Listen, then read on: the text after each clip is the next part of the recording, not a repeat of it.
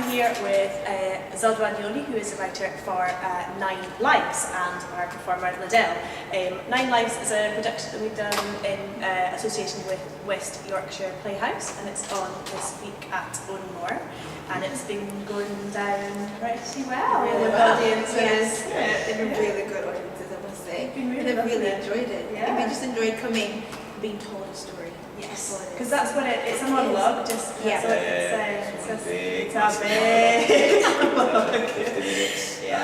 Yeah. I think what's beautiful about it is that Ishmael is a friend to the audience. Yeah. And he really enables him to come into his life and shares his experiences with the audience. Yeah. So it just gives them a real insight. So tell us a wee bit about the background of the piece for people. What I was quite interested in was telling people about the moment when you're waiting for your visa or your asylum claim to come in. And that process can be a month, a year, it can be 10 years, but it's what do you do with yourself in that time? And you're just in that limbo phase, and you don't know where you're going, and you're very restricted because you can't do a lot of stuff, you can't work, and if you can't really go to school. So I wanted to explore what does this character do with his time? Because I think it takes a lot for you to keep going on, to keep being positive in life, and I think that's what I want Ishmael to explore. Just what does he want to do, and who is he as a person, and how does he survive this time? Because it's quite difficult to keep going when you feel like your life is just on a standstill and you don't have that control of when to move forward, you know. So this is what Ishmael talks about, and the people that he comes across. Yeah. And part of that was also influenced by my own kind of personal migration story as well, and waiting 6 years to get my visa. So that's how long? It took 6 years, and in that time, and we were quite different because my family didn't claim for asylum, but we'd applied for a visa, and you'd grown up here when you were yeah. So it wasn't like you'd come here and then for 6 years you'd grown up here, and then you had so I 6 most years. of my time living in Leeds actually. But the process is hard, and it's really hard, and there's a lot of forms, and a lot of explanations, and it takes a really long time for that process to be, the claim to be processed, you know? And it was just 6 years of just waiting, and I think the lucky thing that we had in my family was that we could still go to university, you know? Bear in mind, when I did actually, it was quite delayed because of the process, so I went to university about 2-3 years later. Right. But it's that thing of having the spirit to keep going, knowing that when you do get your visa, your life can begin. You know, everything will completely change for you. Yeah. And that's what Ishmael talks about. Yes. And just that process of just keep going, keeping hope. Keeping hope, exactly. It's keeping hope like that. Yeah. Well, another thing that kind of interests me about the piece is Ishmael's, as a kind of slightly outsider reflection of, because it's very rooted in Leeds and the characters he meets, and coming up with that French, because there's lots of different characters in the piece, and so that's an interesting, because you get those kind of his perspectives on them, and then they really come to life as well. Because you do meet people, that's the thing, you know, during this time, you meet people who become your friends, and some people who are just kind of passing characters.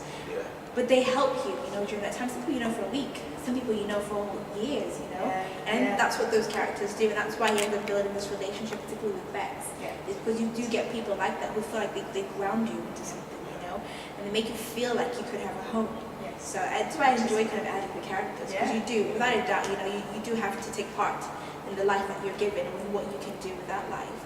And you do come across people, you do without a doubt, and it just comes across some really interesting strange characters. The thing that I found really, really enlightening about the piece is how in sync it is with life in Leeds. You know, so a lot of the characters, for example, Bex, Kath, Brian, are characters which I could just slip in and out of. Like they fit comfortably like my slippers. You know, and then you've got these really difficult characters like Cyrus, who's a total.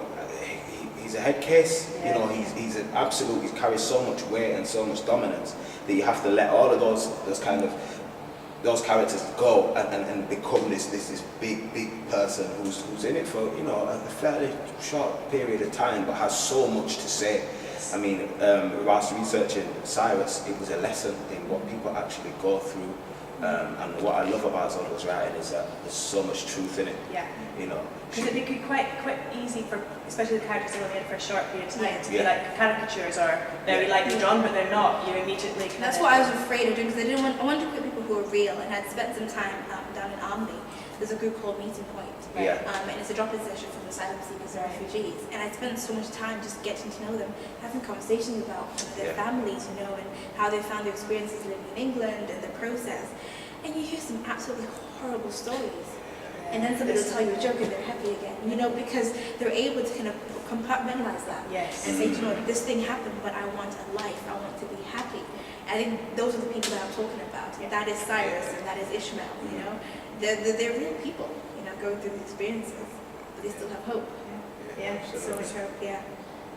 So good, yeah, it's incredible. So it's on here and then it goes back to Leeds, to One Church Playhouse. So, From 27th until the 31st of May, to be at the right. I'll own a little play, Pint in the evening. Still just as good. Yeah. Post work. Exactly, post work, come on, get a pint and a drink and then have a play. Yes. Is it going to be the same pies? No, I have a slightly different pie. These pies up here are something special, you know. I must say.